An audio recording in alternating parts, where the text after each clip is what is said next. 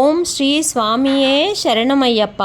తత్వమసి సేవా సమాజం వారి ఆధ్వర్యంలో ప్రతి సంవత్సరం మేడ్చల్ జిల్లాలోని ఒక్కో మండలంలో ఒక సంవత్సరం 18 పడులతో మహాపడి పూజ నిర్వహిస్తున్న విషయం అందరికీ విదితమే.